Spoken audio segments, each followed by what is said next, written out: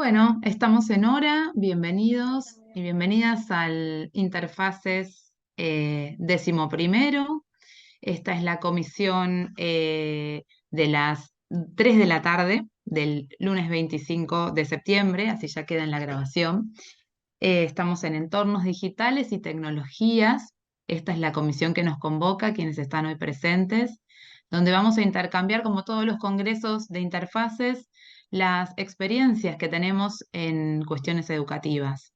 Aquí, por lo que he leído de cada currículum de los expositores, hay una vasta experiencia y formación muy interesante, así que como siempre pienso de este congreso tan rico y fortalecedor de cada una de las profesiones, nos ayuda un montón a cada uno de nosotros a conocer cómo está trabajando el otro, a inspirarnos, a encontrar nuevas ideas, a fortalecer los proyectos que ya venimos haciendo, que es lo mejor que tiene Interfaces el post y el durante, ¿sí?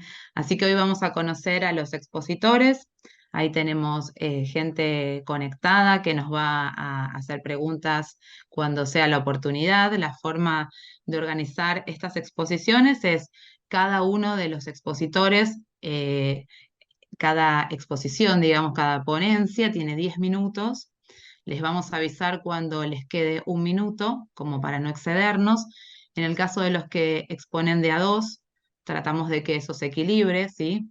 5 y 5, 6 y 4, como cada uno prefiera.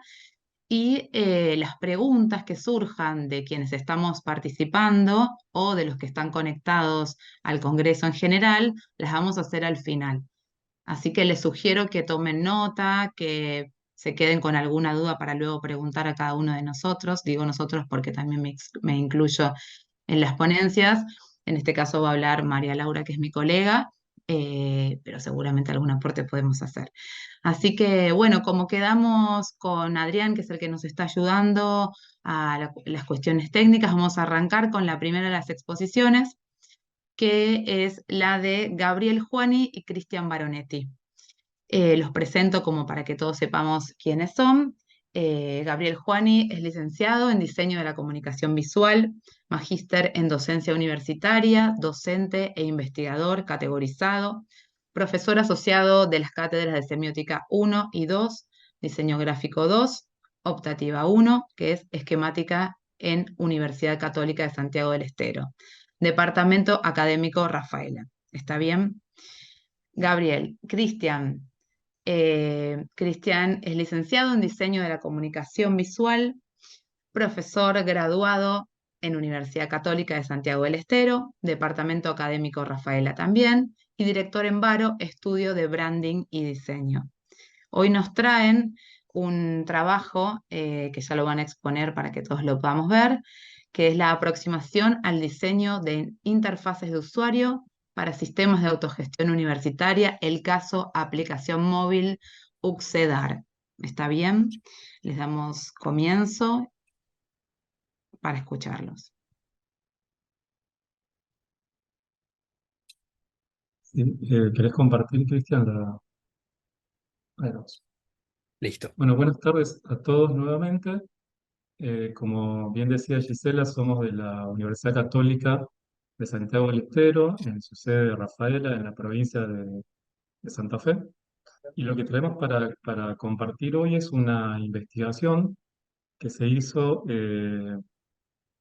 a raíz de justamente problemas que había en el sistema de autogestión actual, que es un sistema solamente pensado para escritorio, que no es responsive.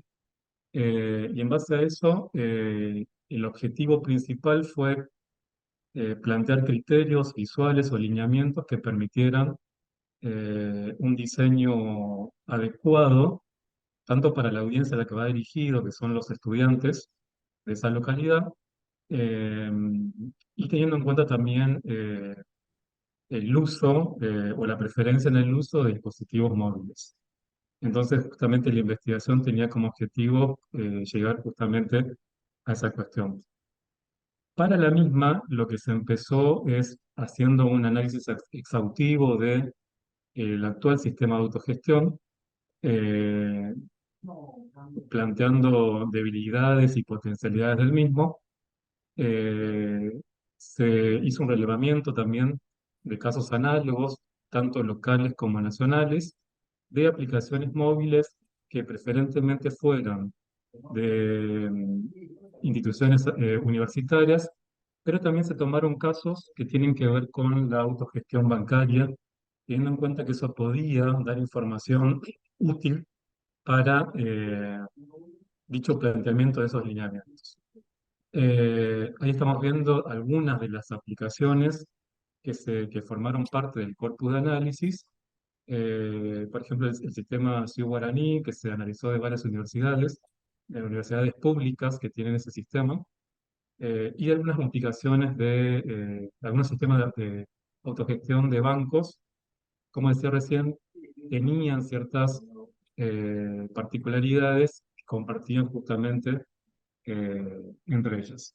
Eh, para el análisis de estos casos se creó un instrumento de análisis, recién Cristian lo mostraba, que principalmente tiene dos partes. Una parte que tiene que ver con la información y otra con la interacción. En la parte de la información, lo que se analizaron son cuestiones morfosintácticas y recursos que tienen que ver con tanto la organización como aspectos o variables gráficas propias del diseño en comunicación visual. Y por la parte de interacción, eh, recuperar o analizar elementos interactivos que tienen que ver con la postura, con los patrones, con gestos, con animaciones, eh, elementos que son también propios de, el diseño de interfaces de usuarios y el diseño de experiencias. La información relevada justamente a través de este análisis, más la teoría y lo que se pudo identificar en el análisis del sistema de autogestión actual, sirvieron justamente para delinear estos criterios visuales que iban a conformar el sistema de interfaces de esta aplicación. Eh, Hago una aclaración antes, que también estos conocimientos que surgieron de la investigación tuvieron una etapa de transferencia, transferencia tanto a nivel educativo como a nivel profesional. En lo educativo, una transferencia de esos conocimientos en algunas cátedras de las que yo tengo a cargo, que tienen que ver justamente cuyos contenidos con el diseño de información aplicado a interfaces digitales. Entonces hice una serie de charlas, de actividades para los estudiantes que pudieran justamente trabajar estos conocimientos que surgieron de esta investigación. Y por otro lado, que estos conocimientos también fueran aplicables a nuestra práctica profesional. Para no extender tanto esto y para ver un poco más de la parte gráfica, Cristian va a mostrar una selección de algunas imágenes de esa interfaz del diseño de interfaz de usuario, haciendo algunos comentarios para después concluir justamente con un comentario acerca de la posible implementación de esta aplicación. Perfecto. Bueno, buenas tardes a todos. Un placer estar acá. Y lo que voy a hacer es simplemente un breve pantallazo de lo que es la propuesta en la parte proyectual de esta investigación, para que tengan de alguna manera alguna idea más o menos acabada de lo que terminó siendo la interfaz en sí. Y para ir charlando algunas cuestiones muy puntuales acerca de el resultado final. Un segundo.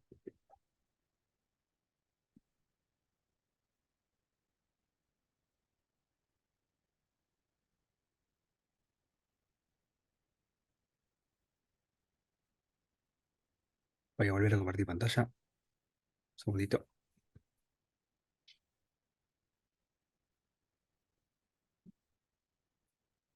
Mientras tanto, les comento, mientras Cristian busca, que quienes quieran hacer algún comentario, está el chat disponible para que lo leamos todos, o sea que si alguno quiere ir dejando preguntas, más allá de la anotación personal que quiera hacer, está disponible para cuando podamos responderlos.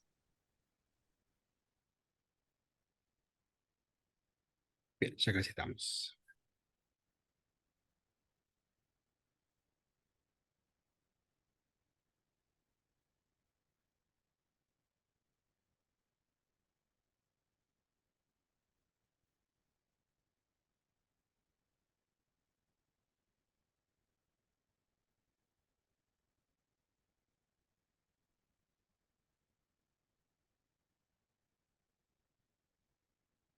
En primera instancia, y en relación a los aspectos morfosintácticos, podemos ver, por ejemplo, cómo se definió crear la paleta cromática de la aplicación, no solo para poder determinar estados, por ejemplo, de botones, en cuanto a inactivo, activo, y para guiar al usuario acerca de cuestiones que tienen que ver con la negación o la aceptación, sino también para retomar de alguna forma la paleta cromática de la universidad en sí, en cuanto a su identidad de marca.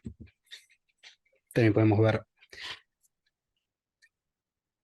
lo que corresponde a la selección de una tipografía, de nuevo acorde con los lineamientos o las pautas de identidad de marca, y también teniendo en cuenta la, desde las variables de peso de la tipografía hasta la escala tipográfica para ir variando a lo largo de la interfaz y ayudar a marcar distintas jerarquías y categorías de contenido. En cuanto a lo pictórico, también se han dibujado pictogramas, en este caso de línea, con un estilo muy simple, para acompañar, dar significado y presencia a todo lo que sea de alguna forma accionable dentro de la interfaz. Siguiendo con algunas cuestiones estilísticas, como para marcar algunas decisiones que se tomaron son el uso de sombras correspondientes a estilos de representación más propios del esquemorfismo, como tendencia de diseño, o incluso de material design de parte de Google, y combinado con algunas cuestiones como las puntas redondeadas, los filetes y demás. En la parte de la derecha podemos ver cómo se puede ayudar a marcar la inactividad temporal de una pantalla a partir de la superposición de eh, dos o tres efectos que tienen que ver con el desenfoque, la opacidad y el cambio de color. Ya pasando ahora sí a un apartado más del diseño de la interacción y diseño de la, de la información, se replanteó lo que es el mapa de sitio, se trabajó el árbol para que haga más sentido y sea más fácil de navegar.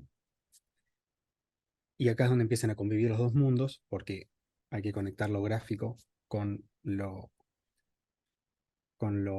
informacional, y de esa manera se establecen, por ejemplo, distintos niveles jerárquicos de información.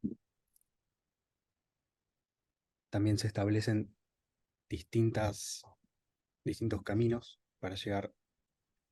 Acá se pueden ver las distintas jerarquías en orden descendiente, desde la barra inferior de navegación, de pestañas, perdón, hasta un listado. Definiendo también y haciendo uso de las buenas prácticas del diseño de interfaces, entre ellas permitirle al usuario llegar a un mismo lugar desde diferentes puntos de partida. Y a partir de todo lo destilado de los análisis previos que mencionaba Gabriel, incorporar los patrones de diseño más funcionales, más efectivos dentro de la propia aplicación a nivel propuesta. También la clarificación de los mensajes hasta el nivel de la redacción, donde por ejemplo un cartel o un mensaje pop-up que simplemente yo tenía que aceptar y sin embargo el resultado dependía de mi respuesta, bueno, se hizo más consciente esa instancia, de modo que, bueno, la aplicación no te permite continuar si vos no disponés de esos elementos, en este caso para inscribirte a un examen. También la posibilidad de indicar, ser más claro con los estados de los botones, los estados activos e inactivos, entre otros, y de cómo estos pueden servir para guiar al usuario a realizar determinadas acciones. En este caso, completar un dato faltante en el perfil personal. Creo que ya cerrando un poco una selección de pantallas que hemos hecho, sí podemos también decir que decidimos incorporar las funcionalidades que traen aparejadas de manera nativa los dispositivos móviles para ampliar aún más o mejorar la experiencia del alumno, en tanto la experiencia universitaria, permitiendo instantáneamente, en el caso de la izquierda, llamar a la institución si es la única forma de realizar esa acción todavía, o en el caso de la derecha, poder compartir ese certificado de alumno regular que uno acaba de generar a través de las distintas plataformas, como cualquier otro tipo de interfaz actual, vigente como un banco. A modo de cierre, un ejemplo puntual de lo que es la navegación y el sistema de autogestión en sí, en ese momento actual, que estaba a disposición de los usuarios cuando accedían de la forma en la que verdaderamente accedían, que era a través de un teléfono, y cómo esa misma información adaptada verdaderamente a un dispositivo móvil luce después de esta propuesta. Eso es todo, y para cerrar, también, como decía Gabriel, destacar que estamos trabajando y proyectamos seguir trabajando con áreas más ligadas a la tecnología, desarrolladores y todo lo que es el directorio de la universidad para evaluar la posibilidad de llevar todo esto a la práctica y efectivamente hacerlo realidad, materializarlo. Eso es todo y quedo a disposición. Muchas gracias, Cristian, muchas gracias, Gabriel. Interesante para después seguir charlando cuando terminemos todos sobre el caso y sobre cómo ponerlo en la práctica y sobre cómo replicarlo, ¿no? Sobre todo, que es donde ustedes arrancaron. Pero lo vamos a dejar como puntos suspensivos para más adelante. Teníamos en la Perfecto. agenda a una de las exposiciones que pidió estar más al final, o sea que ahora tendríamos a Jorge Valladares, ¿está bien, Jorge?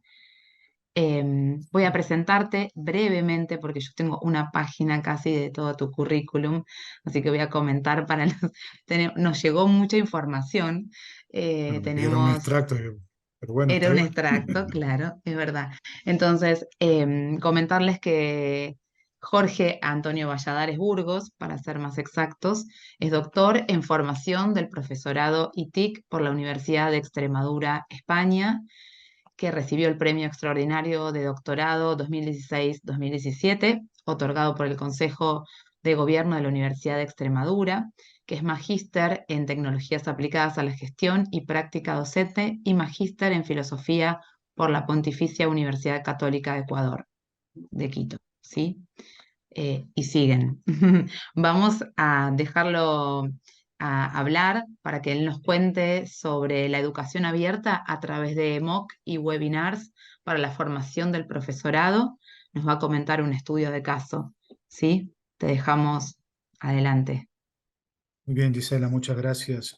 Un saludo desde el Ecuador y quiero pues compartir con ustedes lo que ha sido una investigación en función de la formación del profesorado, ¿sí? Hemos salido de una pandemia y esta investigación apunta hacia nuevos diseños pedagógicos en la virtualidad que fortalezcan lo que son las competencias de la docencia o competencias para la enseñanza. Entonces, voy a hacer honor al tiempo establecido, así que compartiré pues algunos aspectos de la forma más ágil posible, ¿no? Y estaré abierto pues también a las preguntas de ustedes. Bueno, básicamente esto es una investigación que hemos hecho en la Universidad Andina Simón Bolívar, sede Ecuador, que se encuentra en la ciudad de Quito, especialmente en una universidad, y por eso planteamos el caso, que era exclusivamente presencial. Toda su oferta académica, que ha sido siempre de posgrados, lo hacían en una modalidad en una modalidad presencial. Estas modalidades virtuales o en línea eran prácticamente una quimera o una utopía para muchos profesores y más aún para estudiantes. Entonces, esta investigación se centra en lo que tiene que ver con tecnología educativa y creo que hay que diferenciar lo que es lo que fue la tecnología educativa antes de la pandemia, donde ya aparecían elementos de tecnología educativa, pero muy incipientes, ¿no? Lo que fue la irrupción de la pandemia y lo que se está visorando prospectivamente para la pospandemia. Frente a esto hay un problema, hay un contexto, y veíamos que antes de la pandemia, probablemente es el punto de partida también de inspiración de la investigación, veíamos que había una crisis de la capacitación del profesorado, ¿no? Y yo no sé si a lo mejor sea alguna experiencia, ¿no? Que muchas veces nuestras universidades nos solicitan capacitaciones en el verano o en los intersemestres, y a veces como que uno no va muy convencido o vemos que a lo mejor no hay una efectividad, a veces hay más un deseo por un certificado antes que una transferencia de conocimiento en el aula. Entonces, ya se percibía esta crisis. Por otro lado, en lo que tiene que ver con tecnología educativa, se veía una ofimatización de la enseñanza, ¿sí? Como que solamente al profesor le bastaba conocer Office, el Word, el PowerPoint, el Excel, y basta. Eso era todo lo que tenía que ver con tecnología educativa, y por lo tanto había una subutilización, ¿sí? Inclusive antes de la pandemia hay universidades que tienen aulas virtuales, pero la pregunta era, ¿cuántos utilizaban el aula virtual de su asignatura? ¿Sí? Inclusive en modalidad presencial. Hay ciertas resistencias a la tecnología, como surge, y claro, siempre está el tema de la brecha digital. No todas tenían acceso al Internet, no todos tenían acceso a un computador. Viene la pandemia y entonces ahí el problema se agudiza cuando sabemos que en el fondo, y esto siempre lo repito, nunca hubo una educación virtual en la pandemia. Lo que hubo fue una virtualización de la educación, que eso es totalmente distinto, ¿sí? Cuando hablamos de virtualización de la educación, quiere decir que seguimos con las prácticas presenciales, probablemente apoyados por una plataforma como esta, Zoom, de videollamadas, algo por ahí el aula virtual, pero no es que estuvimos preparados con un diseño pedagógico de educación virtual, ¿sí? Que eso implica preparación de materiales, implica diseño de actividades virtuales, diseño de la evaluación, entre otros, ¿sí? Y se percibió esta carencia de competencias digitales, no pensando que la tecnología, bien o mal, la pandemia, que fue una época muy dolorosa y trágica para todo el mundo en el planeta, sin embargo, también fue un factor de oportunidades, especialmente para ámbitos educativos, ¿no? Hubo profesores que conocieron, asimilaron tecnología educativa. Por poner un ejemplo, ¿no? Antes de la pandemia nadie hablaba del Zoom, ni de la sesión, ni de la sala de espera. Ahora, bueno, ya son términos que nos hemos familiarizado, de alguna u otra manera nos hemos alfabetizado.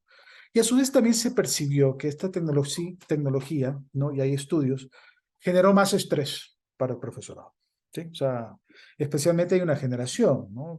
Si uso los términos de Prensky, de migrantes digitales, ¿sí? Que tuvieron que adoptar la tecnología y que a veces sentían que se les acumulaba el trabajo y que no había tiempo de descanso en casa porque la gente seguía conectada. Entonces, esto fue una problemática finalmente que surge en la pandemia y que, claro, para la investigación educativa nos invita a pensar y a investigar a ver qué es lo que ha sucedido, qué sucede y cómo podemos mejorar de alguna u otra manera lo que es formación del profesorado, ¿sí? Y en el marco teórico, en esta investigación hemos visto características de dos diseños que, sí, digamos, no sé si se masificaron, pero se divulgaron, como tiene que ver con los cursos masivos abiertos en línea, o conocidos también como MOOC o MOOCs, ¿sí? Que son cursos que predominan la asincronía, es decir, cada uno puede estudiar en sus propios tiempos, que son masivos, que todo el mundo puede participar, que no necesariamente implican un contacto directo con el docente, sino que uno en sus propios tiempos va haciendo la progresión, va completando el curso. No sé si alguno de ustedes ha participado en estos cursos más planetarios como de Coursera, edX, Myriadax, entre otros, ¿no? Entonces, claro, y al final, y otra característica es que son gratuitos, ¿sí? Y si uno quiere la certificación, evidentemente tiene que pagar el certificado, ¿sí? Entonces, hay algunos elementos interesantes también de tipología de MOOCs, no hay un solo tipo, hay diversos. Hay algunos que incluyen, por ejemplo, encuentros presenciales, hay otros que a lo mejor son de tiempo mucho más corto que un MOOC más prolongado de 6, 8, 10 semanas, entre otros. Después tenemos también el otro diseño pedagógico que no es asincrónico, sino más sincrónico y que tiene que ver mucho con las plataformas de videoconferencia, fueron los webinars o webinarios, ¿sí? A menos en el caso de Ecuador y de la Universidad Andina Simón Bolívar, fue como la solución de generar capacitaciones muy cortas, muy precisas, en tiempo real, donde se pueda desarrollar ciertos elementos claves en la formación del profesorado. Webinar es un anglicismo que viene de seminario, web y seminar en inglés, que sale la parte, el nombre webinar, ¿no? Por ahí hubo también algún españolísimo, digamos, que comenzaron a llamar webinarios, y que bueno, decían, no, no es un término muy propio, no, llámenlo webinar, pero bueno, es lo mismo, ¿no? Entonces, en cambio, aquí son momentos muy puntuales y que se conectan, y hay plataformas que tienen éxito en esto. Yo ahí menciono alguna de Turquía, en la isla de Chipre, por ejemplo, Studybox, que tienen justamente webinarios constantemente que van abriendo los docentes de diferentes temáticas, no solo de competencias digitales, sino de matemáticas, de las carreras de psicología, de derecho, de enfermería, de medicina, entre otros. Entonces, son experiencias. Y la universidad acogió ese tipo de diseños pedagógicos para la formación del profesorado. ¿Sí? Y ese es el estudio de caso que hemos hecho utilizando la metodología con una prueba no probabilística de los años 2020 al 2022, que fueron años difíciles, ¿no? Inclusive dentro de la pandemia no es lo mismo, no fueron lo mismo los 6 primeros meses, ¿sí? Donde todo el mundo había mucha incertidumbre, improvisación, y después cuando se fue como asentando y consolidando una experiencia de virtualización de la educación. Se aplicaron algunas encuestas frente a esto y evidentemente algunas herramientas en línea para poder facilitar.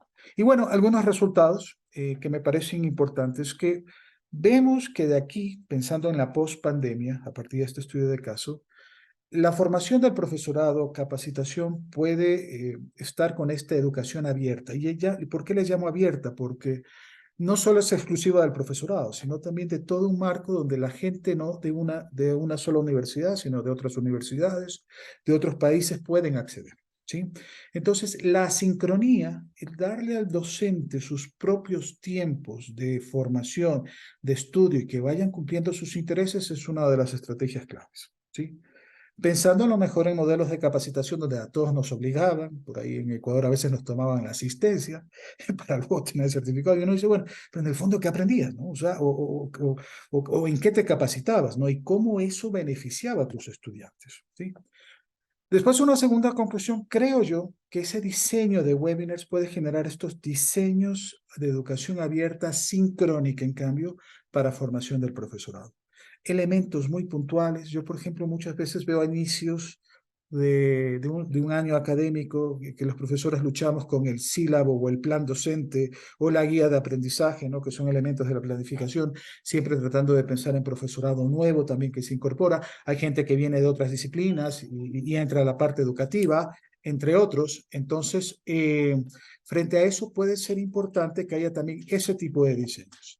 ¿Para qué? Para llegar a un tercer resultado, que es el de competencias a la docencia y competencias digitales para la enseñanza o la docencia. De alguna u otra manera, colegas, la pandemia nos ha dejado un aprendizaje y la tecnología, bien o mal, puede ser un gran aliado para asegurar la calidad y mejorar los procesos. Por lo tanto, creo que sistemas híbridos pueden ser claves para poder generar estas competencias digitales para la enseñanza o la docencia. Y finalmente, así rápidamente, ya he retomado algunos elementos de la discusión. Creo que una educación híbrida que pueda combinar sincronía y asincronía puede ser a lo mejor un elemento clave también para esa formación del profesorado.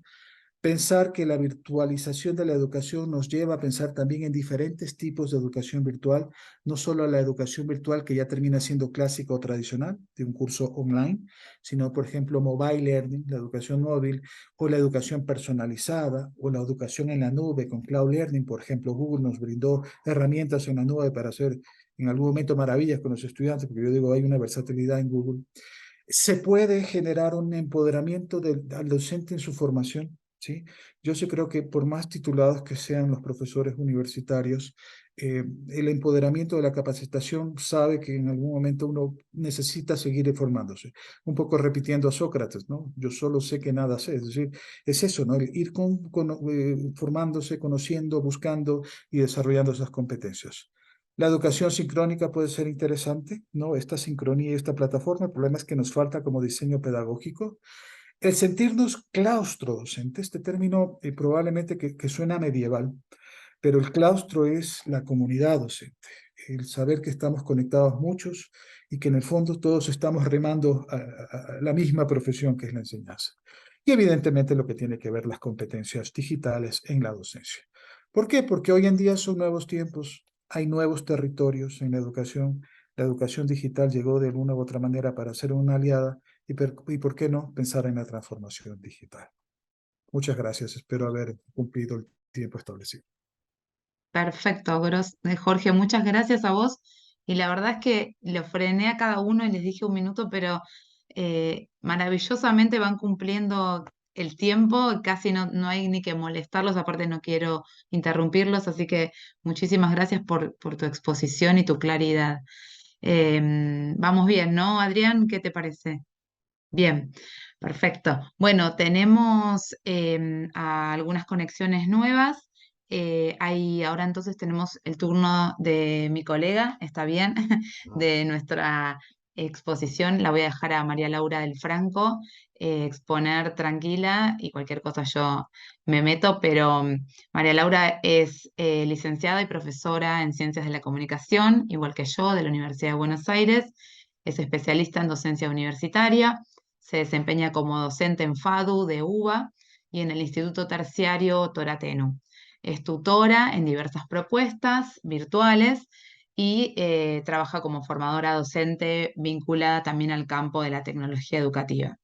Mi caso es más o menos parecido. Por las dudas, también les dejo mi presentación. Además, soy tecnóloga educativa de la UBA y especialista en nuevas infancias y juventudes del Centro de Estudios Multidisciplinarios y la Universidad Nacional de General Sarmiento.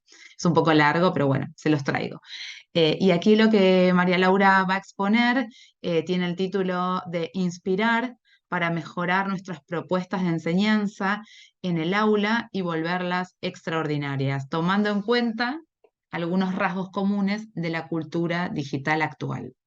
Así que le doy la palabra a mi colega y dejo mi micrófono abierto por si hay algo que colaborar entre nosotras.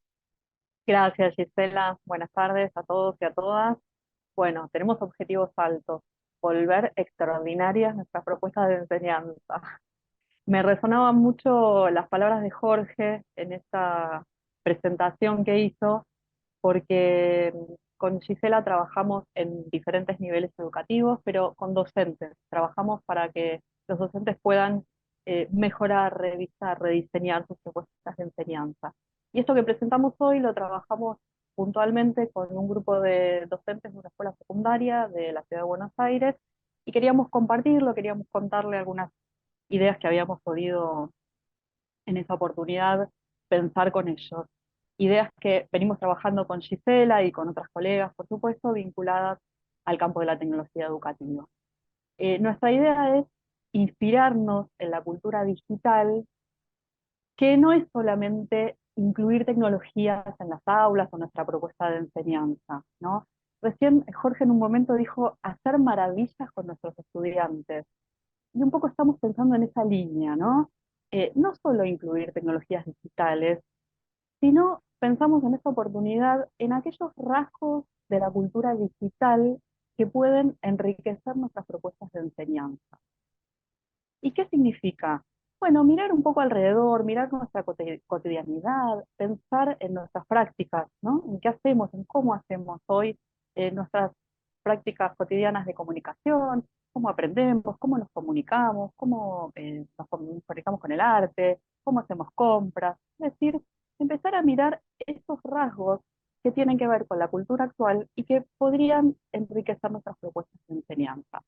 Nosotros tomamos algunos rasgos, podríamos seguramente pensar en otros, pero en esta oportunidad nosotros pensamos en la ubicuidad, ¿no? Esto de poder conectarse a través de Internet en cualquier momento y desde cualquier lugar, siempre por supuesto que tengamos un dispositivo con una conexión a Internet.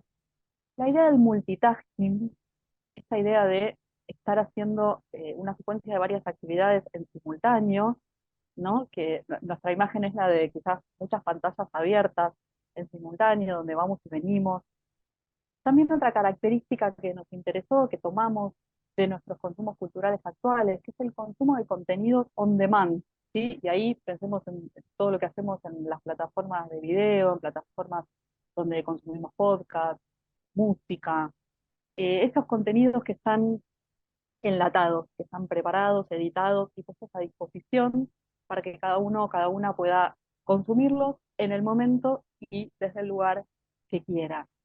Y otra característica que va de la mano del on demand tiene que ver con el vivo, ¿no? El encuentro que recupera algo de la presencialidad, algo de la vivencia, de la experiencia, y piensan en la importancia que cobran en la actualidad los recitales, los eventos deportivos, ¿no? Los eventos que se vuelven muy masivos y que ofrecen algo diferente a lo que uno puede adquirir hoy en las plataformas, en esos contenidos enlatados y prearmados que uno tiene a disposición. Otro rasgo de la cultura digital que nos interesaba recuperar para después poder pensar, llevarlos a nuestras prácticas de enseñanza, era la customización, ¿no? Esa posibilidad que las y los usuarios tenemos en Internet de poder modificar, de poder tunear, como se dice, ¿no? Poder elegir el modo en el que queremos ver, queremos consumir, queremos utilizar algunas de las interfaces con las que realizamos diferentes tareas en nuestra cotidianidad. Entonces, nos preguntábamos si podíamos, al observar nuestra cultura cotidiana, nuestra cultura actual atravesada por las tecnologías digitales, si podíamos tomar estos rasgos, seguramente otros también, pero para pensar desde ahí nuestras propuestas de enseñanza. Por supuesto, seguramente vamos a, digamos, no ponemos acá en discusión la inclusión de tecnologías digitales u otras tecnologías. Pensamos más bien en el diseño didáctico, pensamos más bien en la actividad que vamos a proponer.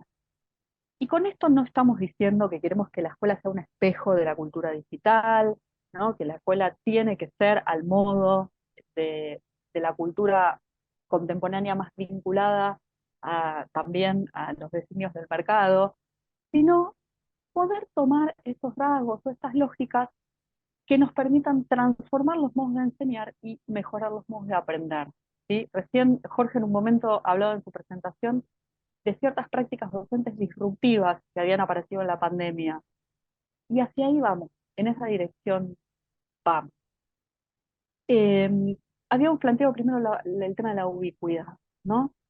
Y la ubicuidad para nosotros, si volvemos sobre nuestras prácticas de enseñanza, implica preguntarnos sobre qué hacemos en la presencialidad, qué hacemos en la virtualidad, ¿sí? En general, después de la pandemia se tendió a volver a la presencialidad, por lo menos en Argentina, por lo menos en Buenos Aires, y eso implicó casi volver a recuperar lo mismo que hacíamos previo a la pandemia, y casi como algo deseable, ¿no? O como si la experiencia que hubiésemos tenido de integrar tecnologías digitales y de movernos en entornos virtuales para poder enseñar, la vinculamos a la emergencia que tuvo que ver con la pandemia y parecía que la dejamos de lado. Y acá estamos pensando, desde esta idea de ubicuidad, si no podemos pensar en una continuidad entre la presencialidad y la virtualidad, es decir, una propuesta de clase que pueda integrar estos dos espacios, y eso nos lleva a pensar qué vamos a hacer en la presencialidad y qué vamos a hacer en la virtualidad, es decir, qué vale la pena o para qué poder llevar parte del trabajo de la clase hacia espacios virtuales y qué vamos a llevar para trabajar, para compartir, para vivenciar en nuestros encuentros presenciales en las instituciones educativas. Entonces esto de recuperar el sentido del para qué, ¿no? Que en la pandemia quizás fue obligado porque no teníamos más opción que mediatizar a través de pantallas, a través de videollamadas, o a través de campus virtuales, o entornos virtuales diferentes, en muchos casos incluso a través de WhatsApp o mensajerías instantáneas, pero empezar a recobrar las particularidades de lo que nos ofrece cada una de estas tecnologías y pensar el sentido, ¿no? De poder integrarlas en las propuestas de enseñanza. Hay una idea que es muy interesante, que la desarrolla la pedagoga Cecilia Cerrota, y es la de dislocar el tiempo y el espacio en la propuesta de enseñanza. Y de la mano de esta idea de ubicuidad, nos sirve pensar cómo, para qué cosas voy a llevar a la virtualidad, qué cosas tengo que trabajar en la presencialidad.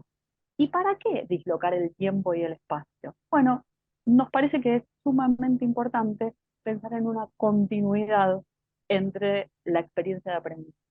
Eso nos lleva a pensar qué es una clase, ¿no? ¿Qué es una clase? La clase es el momento en el que estamos en la institución educativa, el día y el horario que tenemos asignado, o nuestra clase sobre un tema particular o donde queremos desarrollar una unidad particular, va a durar un mes, va a durar 15 días, y durante ese tiempo, en la presencialidad y en los diferentes entornos virtuales que integremos como parte de nuestra propuesta, vamos a ir desplegando las actividades y el trayecto que vamos a proponer para trabajar. Esta idea que traíamos al principio del multitasking, ¿no? Esto de las tareas simultáneas, eh, puede ser muy discutido porque uno enseguida desde la educación lo vincula con, o en general me pasa a mí, quizás es un prejuicio personal, pero me pasa al compartir con colegas, que aparece el tema de la atención. No, bueno, pero eso es contraproducente, ¿no? Desenfoca, el multitasking no ayuda. Pero a nosotros nos sirve pensar esto del multitasking, que es la simultaneidad de tareas, en el contexto del aula, y todos y todas tenemos que estar haciendo lo mismo al mismo tiempo en el aula, ¿no? O en el trayecto de la propuesta de enseñanza. Entonces, esta idea de multitasking, llevarla como inspiración para pensar que quizás tenemos que estar no todos al mismo tiempo haciendo lo mismo. En cuanto a la idea del on demand y del vivo, ¿sí? Tan presentes en nuestra cultura contemporánea y en nuestras prácticas habituales, cotidianas, ahí es interesante pensar si como docentes, pasó mucho en la pandemia, pero ¿qué nos pasó después? Nos convertimos un poco en produsuarios, ¿no? Esa idea que tiene que ver con que en Internet somos productores de contenido y no solo consumidores. Y lo producido, en general, tiene la ventaja, lo producido por colegas, por uno mismo, tiene la ventaja de poder estar ajustado a las necesidades, a la demanda del grupo, de los estudiantes, de los colegas para una capacitación docente. Es decir, esa producción, como modo de producción el on demand, ¿no? Que sea a demanda, justamente, a partir de la necesidad que surja, a partir de las inquietudes que vaya teniendo determinado grupo. Entonces, el material, eh, si bien yo lo puedo tener previamente pensado, lo voy diseñando y lo voy produciendo eh, en tiempo real, ¿no? A necesidad.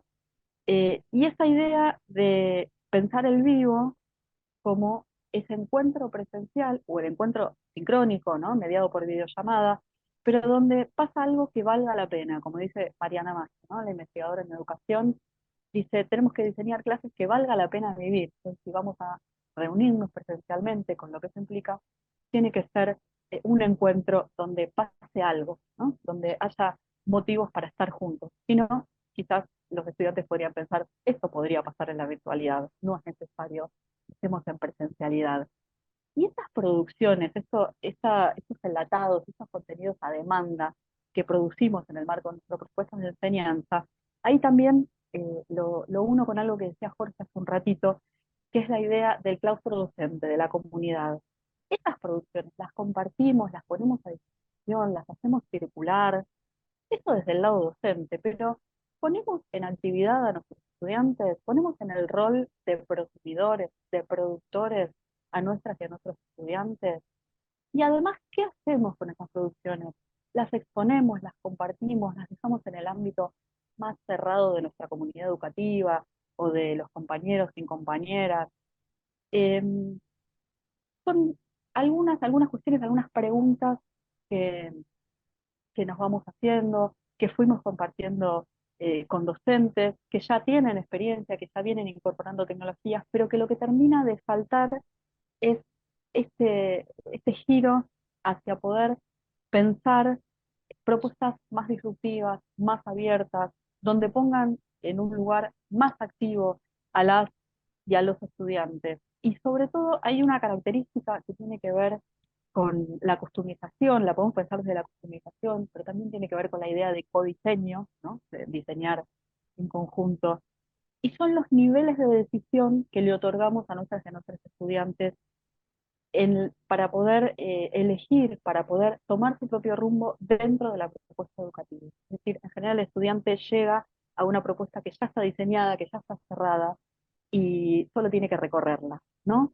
También es disruptivo, también dislocamos un poco esa posición más pasiva de las y los estudiantes al proponerles que instancias donde puedan tomar decisiones sobre ese trayecto, que a veces puede ser elegir qué leer, que a veces puede ser, en algunos casos los más comunes, elegir algunos temas en los que trabajar, pero que no sea solamente elegir con quién trabajo, sobre qué tema trabajo. Empezar a pensar que las decisiones sobre la propuesta de enseñanza quizás las podamos tomar de la mano de quienes están aprendiendo.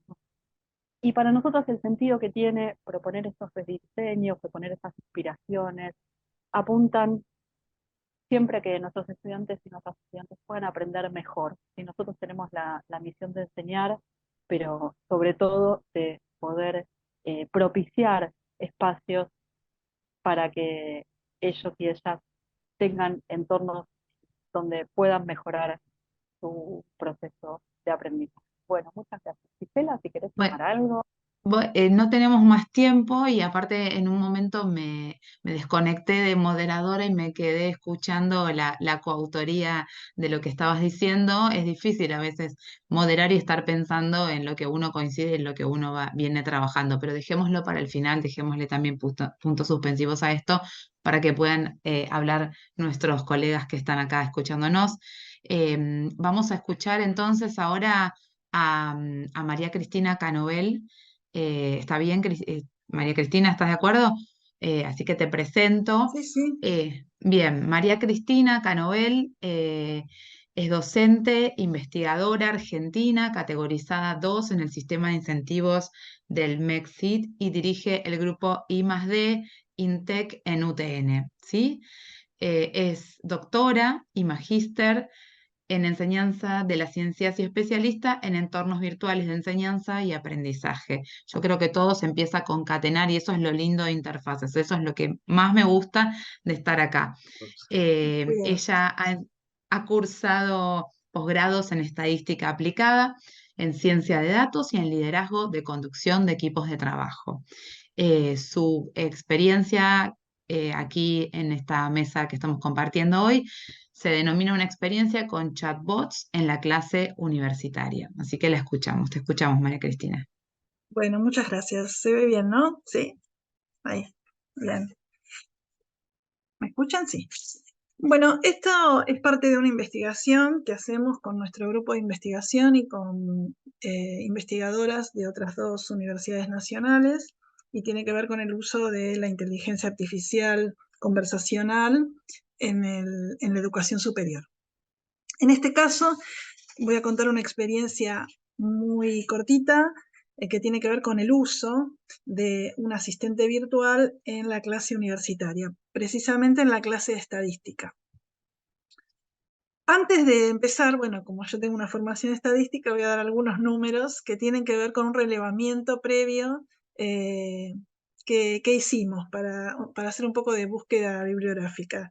Estos números salieron de un relevamiento hecho en la Universidad de Salamanca este año y dice que menos de la mitad de las personas, tanto docentes como estudiantes, usaron inteligencia artificial generativa. Solo un 30% la usan para sus tareas. Por otro lado, hay un 17% que presentó sus trabajos con inteligencia artificial sin modificarlos, así como los devolvía la inteligencia artificial generativa. Y la mitad de los estudiantes encuestados consideró que utilizar este tipo de inteligencia artificial para entrega de tareas es trampa.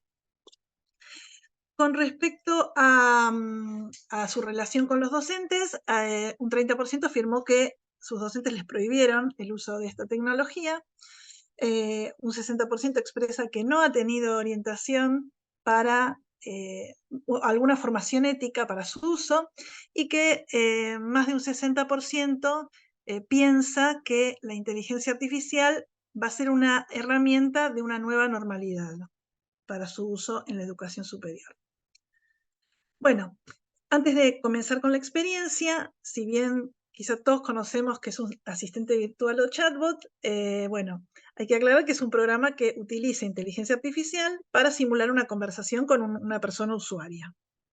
Y esto lo hace a través de un chat. Hay distintos tipos de chatbots, desde los más básicos que nosotros usamos a veces para comunicarnos en una página web, en una aplicación, quizá para tomar algún turno con algún profesional, pero también están los chatbots más desarrollados que tienen que ver con que su motor de búsqueda es inteligencia artificial generativa, como por ejemplo ChatGPT. Con respecto al uso de los asistentes virtuales en la educación superior, según distintas investigaciones, consideran que pueden brindar asistencia para realización de tareas, que son útiles para brindar feedback y también pueden ser interesantes como un complemento para comprender mejor algunos temas que se aborden en las clases. Respecto del objetivo de nuestra experiencia, fue evaluar las posibilidades de un asistente virtual, tanto como herramienta de apoyo para la enseñanza y el aprendizaje en el aula universitaria, como también para fomentar el trabajo colaborativo entre pares, la búsqueda de información y además para resolver problemas en forma colaborativa. La experiencia la titulamos de alguna manera una experiencia con Profe Virtual. Profe Virtual fue un chatbot diseñado a partir de una aplicación, de la aplicación POU, que fue diseñado por la docente a cargo del curso, que fue compartida con sus estudiantes a través de los grupos de WhatsApp que utilizan frecuentemente. ¿Cuál fue el objetivo de esta experiencia? Bueno, promover el debate, por un lado, en la clase, compartir ideas entre pares, discutir distintos enfoques y propiciar en el grupo de trabajo, de alguna manera, empezar a desarrollar el pensamiento crítico. El contexto de la intervención fue en mayo de este año, en la Universidad Tecnológica Nacional, Facultad Regional Avellaneda, en el área de probabilidad y estadística, en 2 cursos, uno del turno mañana y otro del turno noche. En cada curso trabajaron docente y auxiliar, junto con los estudiantes. La idea de esto, voy a ir para atrás, tiene que ver con abordar un nuevo tema, una nueva unidad de la materia a partir de del planteo de un problema para modelizar una situación problemática que permitía empezar a trabajar con ese tema nuevo. Entonces, a partir de un problema que se les presentó a los estudiantes antes de presentarles el chatbot, se pretendió retomar ese problema y empezar a trabajar con los nuevos conceptos. Entonces, estas son algunas respuestas compartidas en el WhatsApp, pero previamente voy a explicar un poquito en qué consistió la experiencia propiamente dicha. Se compartió con los estudiantes a través del grupo de WhatsApp un link que mandaba al chatbot llamado Profe Virtual y previamente se les explicó cómo había sido diseñado y cuál era el objetivo, cuál era la intención de ese chatbot.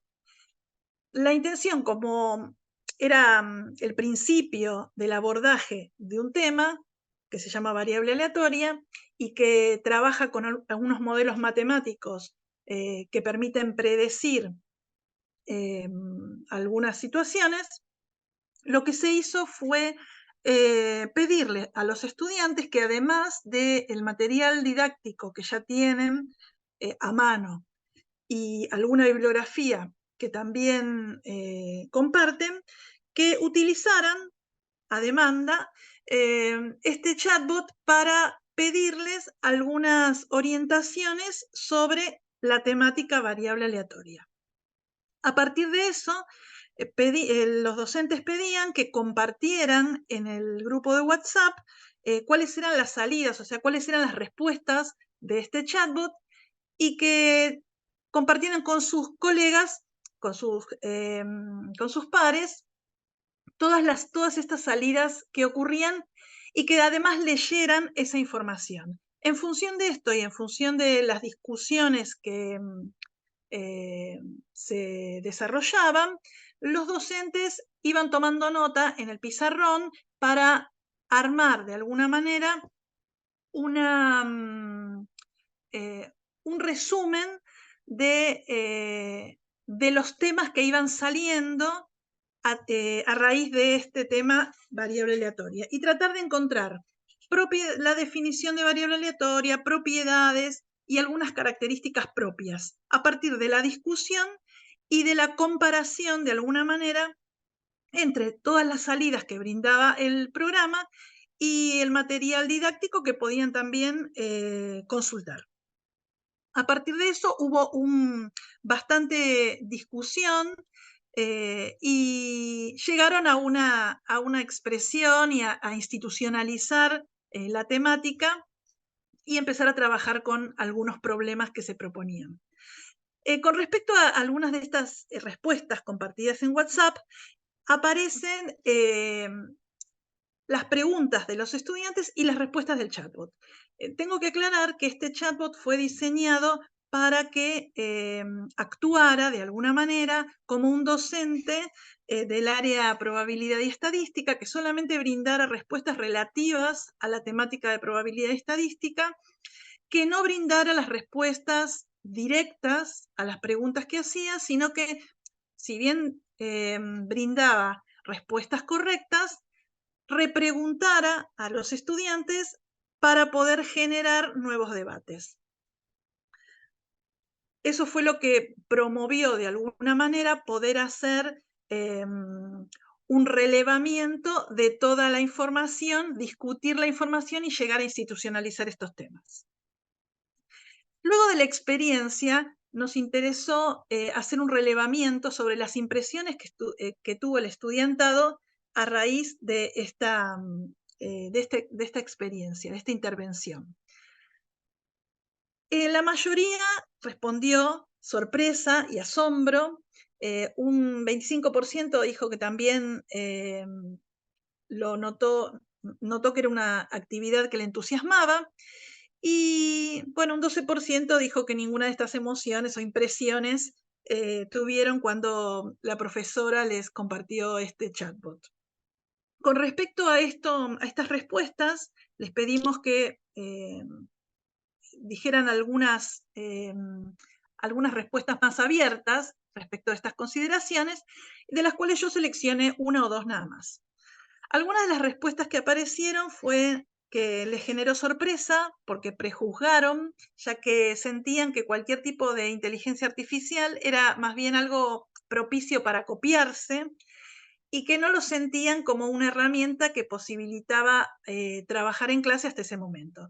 Por otro lado, otras respuestas señalaban que no habían tenido la oportunidad, ni en el colegio ni en la facultad, que algún docente utilizara este tipo de interacciones con el estudiantado para aprender, y que les parecía que lo hacía más didáctico y más interesante el abordaje de la clase.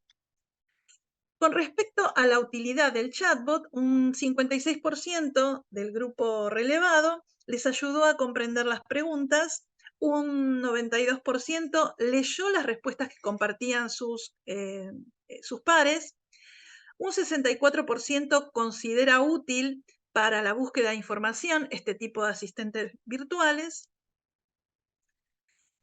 un 73% afirmó que no utilizó el chatbot fuera del aula, es decir, para hacer otras consultas. Un 18% dijo que sí lo utilizó para temas de la materia, pero otros temas. Muy pocos, menos de un 10%, hizo búsquedas sobre otras materias, y ninguno decidió realizar búsquedas de otras temáticas luego del abordaje de estas clases. Algunos aspectos que destacaron como positivos de la herramienta fue sobre la búsqueda de información precisa y con facilidad, que les permitía despejar dudas simples y que el aspecto que les resultaba más interesante era la innovación y el uso de la tecnología para prepararlos o para ayudarlos.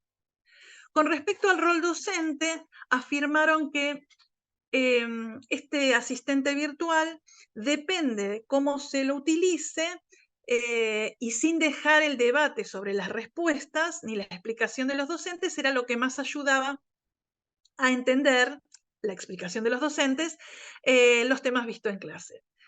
Otras de las respuestas indicaron que es un recurso que puede dar una respuesta rápida, pero aclaraban que al ser de la profesora, sabemos, el chatbot, sabemos que iba a estar bien la información de este curso. O sea, más allá de que les resultaba un feedback rápido, asignaban al rol docente la importancia de guiarlos en eso. Y ya voy terminando. Bueno, también dijeron que ayuda a entender en el momento los temas nuevos, a entender, y que siempre la información se puede corroborar con la profesora. Algunos aspectos negativos que es importante, bueno, asignan que puede tener un uso excesivo, que puede ser que dependa del chatbot, la persona que lo está usando, en vez de integrar conceptos que se acostumbren a usarlos en esa plataforma. Y también consideran como negativos que si pedían resolver un problema, a veces lo resolvían mal. De hecho, tomaron uno de los problemas que habíamos hecho antes en otra unidad y me comentaron que lo había resuelto mal. Respecto de nuestra propia mirada docente y también como investigadores, pensamos que la articulación del conocimiento disciplinar, pedagógico y tecnológico es muy importante en el abordaje de este tipo de intervenciones, porque además hay que tomar en el momento algunas decisiones tecnológicas que no tienen que ver con lo que ya se venía previendo. Y por otro lado, aparece un desafío ante situaciones que no están contempladas. Por último, como conclusiones sobre la experiencia, cada estudiante dijo que recibió respuestas personalizadas a sus preguntas, que mejoró la comprensión del material didáctico, esto desde el punto de vista del docente, y que el feedback del asistente virtual posibilitó la discusión y el intercambio entre pares. Y para finalizar, con respecto a la potencialidad de la propuesta, es una propuesta que motivó al estudiantado, incentivó la búsqueda y la exploración y ayudó también al desarrollo de algunas habilidades de comunicación, tanto oral como escrita. Muchas gracias. Bueno, Cristina, muchas gracias a vos. Algo que a veces no sabemos si llega o no llega desde acá de Interfaces es el chat común que usamos aquí en el Zoom en este caso, que a veces uno está concentrado en la exposición y yo te decía que te quedes tranquila, que no te apures, No, que termines vi de comentar. el puntito que decía 1, dije, eso debe ser para mí. Claro, bueno, por eso. Pero bueno, es algo que también, así como se mejoran los chatbots y los prompts, también es algo que lo vamos a mejorar, así como el Zoom se mejora día a día y aparecen nuevas eh, posibilidades, ¿no? Bueno, también está eso, como para poder terminar lo que nos decías tan interesante que pensaba. Vuelve evidentemente la pandemia todo el tiempo, los casos, y es tan reciente que en lo que decía Jorge, sin que vos menciones esto del chat, el chatbot, lo primero que viene a la mente es esto de las vacunas, ¿no? Acá por lo menos en Argentina la asignación de las vacunas que venía y que muchas personas por vez primera veían un mensaje en el WhatsApp tan estandarizado y que daba entre felicidad y miedo al mismo tiempo, ¿no? Y esto era producido nada más y nada menos que por un chatbot, como vos comentabas. Y pensaba también en esto último, que seguramente tenés mucho para ampliar sobre cuáles son las impresiones tanto de los estudiantes como de los docentes, con esto de poder mejorar la producción oral y escrita, que es algo tan sencillo que nosotros le damos poca importancia al dedicarnos al miedo o a la extrañeza que nos produce usar inteligencia artificial y pocas veces nos dedicamos a ver cuánto se puede mejorar, que no sé si se desmejoró desde el chat en el WhatsApp, porque la forma de escribir evidentemente se empieza a transformar, pero cuánto sí podemos mejorar desde los prompts y desde el trabajo que vos, por ejemplo, venís haciendo con los chatbots. Me quedé como pensando en esas opciones positivas, de esas oportunidades que también hablaba Jorge con lo que él nos traía de su caso. Em, Tenemos, Adrián, a las últimas dos personas, no, ¿verdad? No se conectaron, tuvieron algún problema técnico. Ahí Podríamos, faltó una persona, iPhone, de no Jorge. sabemos, pero es Jorge, que Ahí Jorge, ahí te di los permisos, no te preocupes. bien. Nos hubiese Oh, gustado, perdón, están teniendo problemas técnicos, una expositora y la otra sí, tampoco se conectó aún. bien. Así que ahí Bueno, si alguien quiere hacer como para ir de atrás para adelante con lo último que escuchamos, algún comentario sobre lo de María Cristina, o de los últimos, o de lo que quieran, como para darle un poquito más de tiempo. Sí, señorita, sí, María Laura, escuchamos. Cristina, tenía una pregunta. Vos recién mencionabas que se habían planteado desafíos sobre situaciones no contempladas. ¿Cuáles fueron esos desafíos? Em, con respecto a los docentes, ¿no? Sí, lo último que dije, porque lo dije tan rápido. Bueno, sí, hablaba de que tenemos que tener en cuenta que la importancia de articular ese conocimiento pedagógico con el disciplinar y el tecnológico, porque, bueno, pueden aparecer situaciones que uno tiene pensadas que podrían ocurrir a partir de ese diseño que uno desarrolla, y algunas que no. Por ejemplo, hubo, bueno, distintas respuestas y uno de los grupos, porque no todos trabajaban en forma individual con el chatbot hablo, porque todos trabajaban en grupos, pero en sus celulares algunos se agrupaban y trabajaban con un solo chatbot, pero uno de los grupos, el chatbot les devolvía unas respuestas incoherentes, pero incoherentes de que no hilaba una oración, y el resto de los grupos no. Y todos decían, pero ¿cómo si es del mismo? Bueno, pero después descubrimos de alguna manera que el chatbot, que ellos estaban en una esquina donde Internet parece que no funcionaba muy bien, entonces les decía, unas respuestas ridículas. Bueno, entonces empezó esta discusión a partir de qué es lo que había pasado, entonces se movieron, dice, a alguien se le ocurrió que se movieran del lugar y bueno, ahí empezó a funcionar mejor ese chatbot. Pero bueno, uno tiene que estar pensando en esas cuestiones, no en esas, en cuestiones que pueden aparecer asociadas a lo tecnológico y quedarse tranquilo y tratar de solucionarlos. Después otras respuestas, por ejemplo, que aparecían incoherentes, sí, incoherentes respecto a sesgos o a errores que tenía el chatbot con estas respuestas a problemas que planteaban. De hecho, no trabajamos con problemas, sino trabajamos con conceptos teóricos para que armen una especie de, digamos, de definición y de resumen con todo eso. Y bueno, me mostraban y compartían los estudiantes que hacían mal algunos cálculos, por ejemplo, de probabilidad.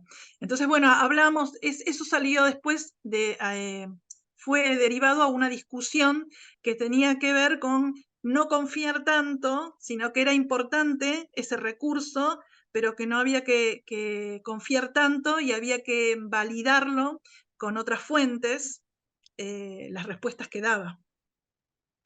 De hecho, no estábamos trabajando con el ChatGPT, estábamos trabajando con otro, porque esta aplicación tiene la posibilidad de usar otras inteligencias artificiales conversacionales. Yo usé Claude, y porque era más dirigido a lo que me interesaba trabajar. Pero bueno, pueden aparecer imprevistos que hay que tratar de sortearlos y bueno, hay que tener un poco de conocimiento sobre eso. Gracias. No, por favor. Pensaba también en la primera de las exposiciones de Gabriel y de Cristian, ¿no? Si es que están por ahí conectados y escuchando. No, está Gabriel, sí. ¿Qué conexiones se encuentran con el trabajo que María Cristina comenta sobre la prueba, error, sobre cómo fue el dispositivo? No hablo del dispositivo del teléfono, sino el que ustedes quisieron y empezaron a poner en práctica? Si encuentran alguna asociación con lo que decía María Cristina, ¿qué les parece? Sí, totalmente. Nosotros pertenecemos a las disciplinas proyectuales y el diseño se basa justamente en un proceso iterativo de prueba y error. O sea que es algo que corresponde a nuestras disciplinas. Eh, Sigue muchas pruebas y como comentaba Cristian al final, eh, va a haber más pruebas a futuro porque cuando haya interacción o trabajo conjunto con los desarrolladores, van a surgir problemas que tienen que ver tanto con cuestiones visuales como cuestiones que a veces los diseñadores queremos hacer y no se pueden hacer, digamos, materialmente. Entonces, sí hubo esa ida y venida en las cuestiones puramente de diseño de interfaz de usuario, pero las va a haber también a futuro con una cuestión lógica de este desarrollo de interfaces digitales interactivas. Hay una cuestión, bueno, creo que los temas son muy interesantes que trataron todos esto de la inteligencia artificial, creo que lo que todos nos preguntamos ahora y el uso en lo educativo. Y en lo que nos respecta a nosotros, creo que también es todo un desafío porque han salido incluso publicaciones que decían, bueno, si la inteligencia artificial va a hacer un montón de cosas, los diseñadores nos vamos a quedar sin trabajo. Pero cuando uno empieza a ver cuestiones como las aplicaciones que tiene Google u otras plataformas, y pongo un ejemplo concreto, esto de emular, por ejemplo, imágenes, que tiene una cuestión positiva que es justamente la imagen que genera está libre o tiene licencia de libre uso, cosa que es muy importante para nuestra disciplina y para todas, pero que después al momento de la calidad termina siendo confusa. O sea, vos le pones una imagen que te la emule, después termina siendo como una cuestión muy matemática, que no termina siendo la misma imagen que vos necesitas para un trabajo en particular. Y había una cosa que quería comentar, escuchando lo que planteaba María Cristina en relación a algo que mencionó María Laura, esto que se preguntaban ustedes, y tanto vos, Gisela, como parte del trabajo, es decir, cuánto dura la clase, si la clase es el tiempo que estábamos durante nuestra clase presencial y todo eso, con algo que planteaba María Cristina que tenía que ver con esto de que el 73% no había utilizado el chat fuera del aula. Entonces, retomando también lo que planteaba Jorge, me parece que la pandemia y el uso justamente de la virtualización nos permitió a todos, en mayor o menor medida, nosotros venimos de una disciplina que manejamos mucho software, o sea, como que no era un cambio radical a diferencia de otras disciplinas. Eh, Cuando volvimos a la presencialidad y quisimos retomar algunas cuestiones del entorno virtual de la propia universidad, de aplicaciones que emulaban, por ejemplo, en nuestro caso, la corrección canónica, que es las enchinchadas, donde los alumnos cuelgan justamente los trabajos en el taller, fue difícil que los alumnos retomaran fuera de la clase, ya sea como complemento o en otra instancia, lo que duraba la clase presencial. O sea, después de la clase presencial, nos cuesta mucho que los alumnos suban un archivo al entorno virtual, que compartan avances en aplicaciones como Padlet o que trabajen en clase, algo que se ha perdido también en los talleres de diseño, con aplicaciones o con inteligencia artificial o con algo.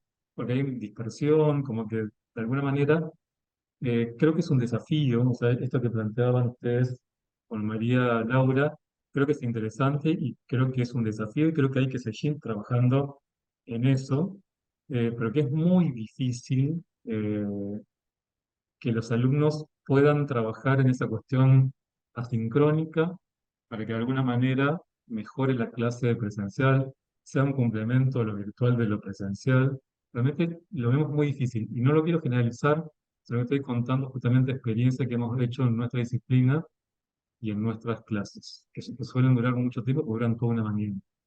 Se hace muy difícil, pero repito, parece que es un desafío y que está bueno seguir buscando en cómo incorporar justamente la tecnología, que la clase no sea solamente la que dura esas 4 horas en lo presencial.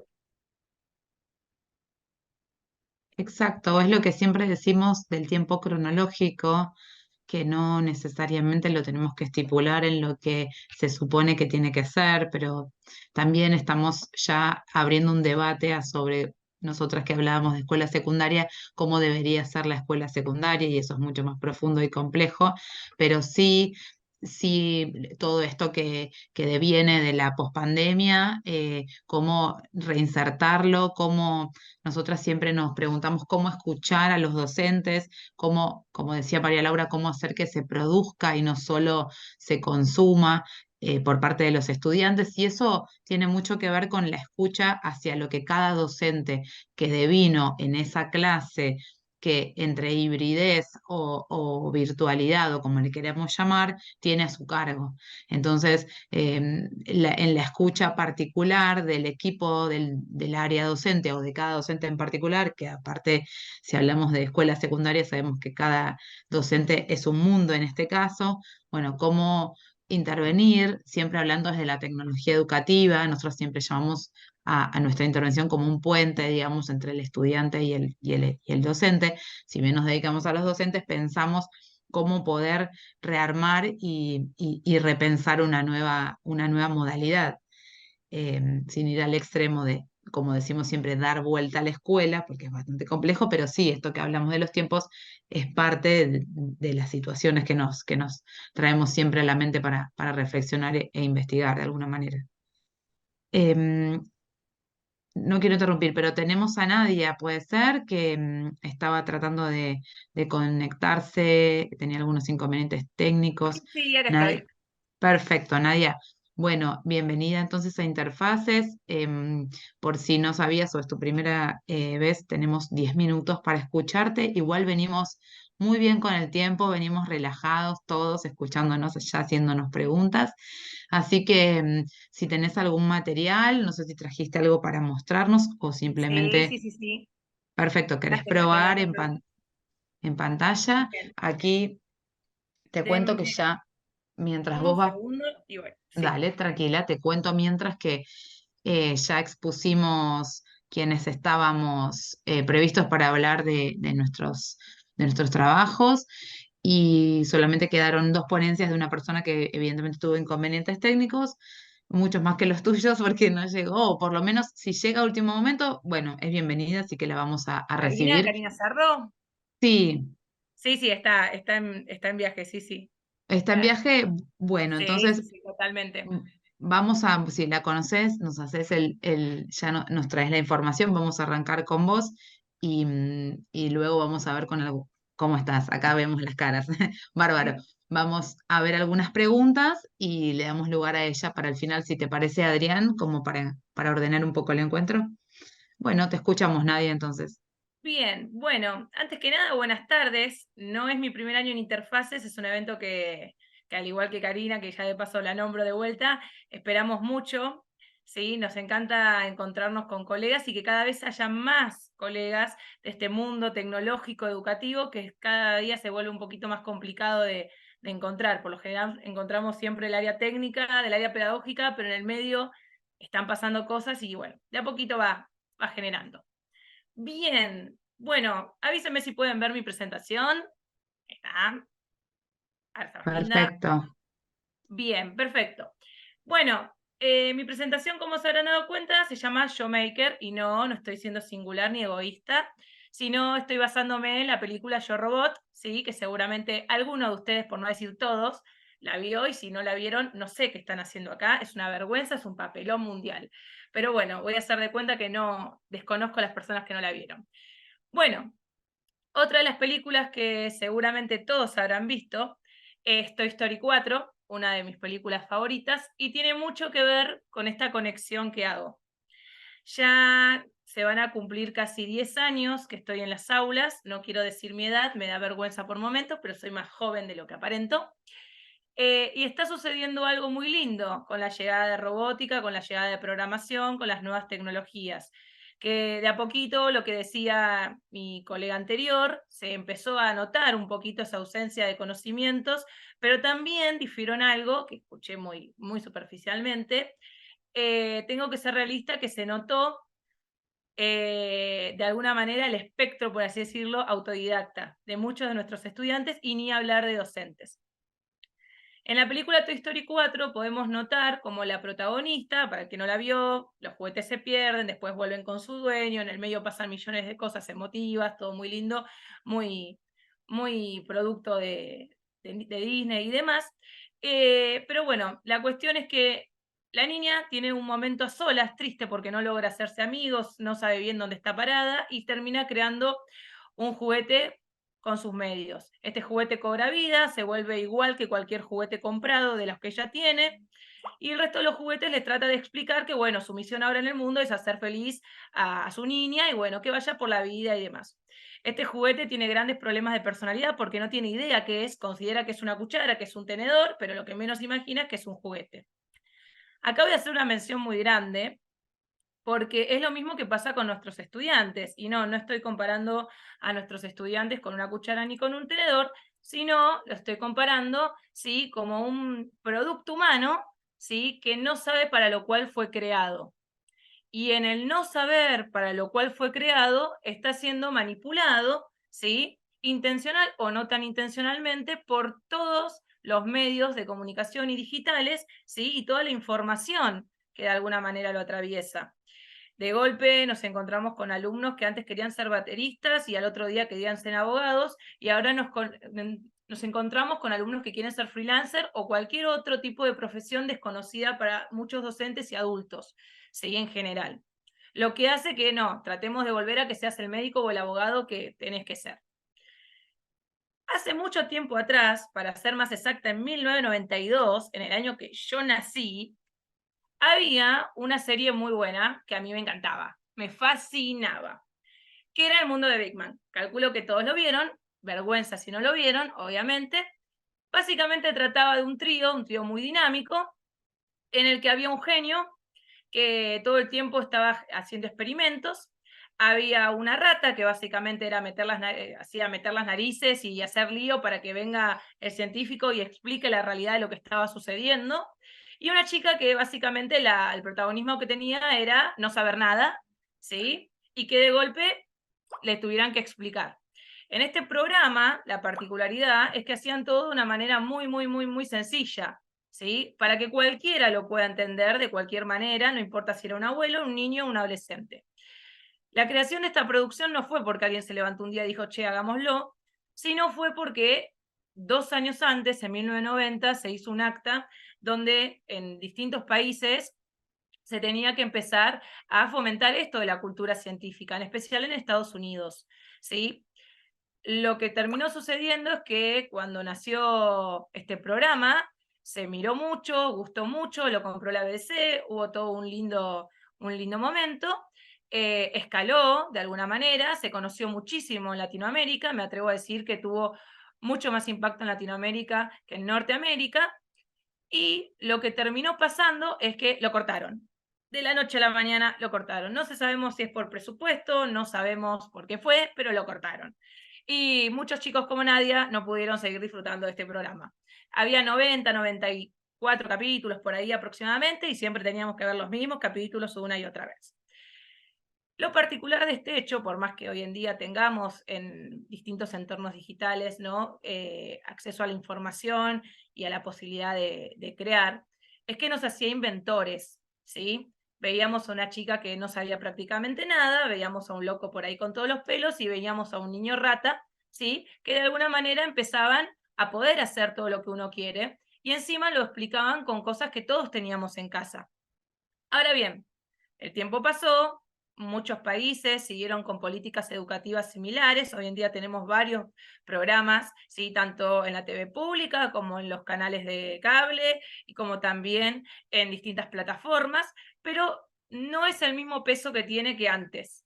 Y vamos a descubrir por qué y qué está pasando con todo esto. Bien, cuando yo era chica a mi hermano y a mí nos decían que éramos raros. Es re loco, ¿no? Yo sé que más de uno de ustedes se preguntará por qué. No, no era porque usaba anteojos, no era porque hablaba raro, no. Éramos raros por esta idea de inventar, por esta idea de todo el tiempo buscarle la vuelta o la quinta pata al gato, como quien diría la frase. La cuestión es que de grande, entendiendo un poco el concepto de lo que es un ser humano, considero que esta gente, estas personas en las que me incluyo, somos no raros. La diferencia del ser humano con el resto de todos los seres vivos es la posibilidad no solo de comunicarse, sino también de crear, ¿sí? Y para poder crear requiere de varias cuestiones, ¿sí? Que no siempre están al alcance de la mano. Y la historia nos muestra que mientras menos al alcance de la mano estén, sumado, ¿sí? A estar abatidos por determinados conocimientos que de alguna manera direccionan, ¿sí? Se está empezando a perder el espíritu del ser humano, que es crear, que yo considero el espíritu maker. Ahora bien, pasó el tiempo, y en 2005 apareció una revista llamada Make, que seguramente alguno tuvo en su casa, o por ahí no, yo sí la tuve. Pasó la democratización de la tecnología, que es esto que de golpe no solo tenemos acceso, sino podemos tener la posibilidad de ser críticos de lo que estamos leyendo, de lo que estamos investigando y lo que estamos creando. Aparecieron diferentes movimientos, ¿sí? En el de, bueno, hágalo usted mismo, usted puede, ¿sí? Y sumado a eso, años más tarde, aparecieron las escuelas disruptivas, que todavía no logran posicionarse, pero en eso están. Ahora bien, como bien dije, en 2005 apareció esta revista, tuvo muchos tomos, de hecho el día de hoy cada tanto se lanza algo, ¿sí? Arrasaba con todo. No solo se metía en la parte de mecánica, de electrónica, de electricidad, de robótica, también en cuestiones ligadas a las tareas domésticas, en cuestiones ligadas al tema de hacer aviones con palitos de helado, con papel o inclusive con cuestiones metálicas y demostrarles a los chicos cómo poder hacer que algo vuele, ¿sí? Teniendo en cuenta su peso, teniendo en cuenta la movilidad que eso tenía. Pero para que esta revista pudiera existir, volvemos al inicio, no fue que alguien se levantó un día y dijo, voy a crear una revista y bueno, veremos en qué invierto, ¿sí? Sino fue que había un nicho acá, había un público determinado que estaba pidiendo la posibilidad de crear por sus propios medios, así como hay revistas de tejer, así como hay revistas para maestras jardineras, así como hay revistas de cualquier cosa, había una necesidad, ¿sí? De descubrir, de investigar y de hacer algo sin un motivo aparente, ¿sí? Ahora bien, cuando hablamos, por ejemplo, de revistas de tejer, podemos decir, bueno, quiere aprender a tejer para poder vender, para poderle hacer a sus nietos o a sus sobrinos o a sus hijos sacos. Acá no hay una necesidad de tengo que potenciar mi espíritu maker porque tengo que hacer tal cosa, sino la idea es seguir fortaleciéndolo a lo largo del tiempo porque quiero, porque me gusta y porque soy así. Ahora bien, para poder tener este espíritu maker, para poder desarrollar estas habilidades, era muy necesario tener un fortalecimiento de los puentes cognitivos.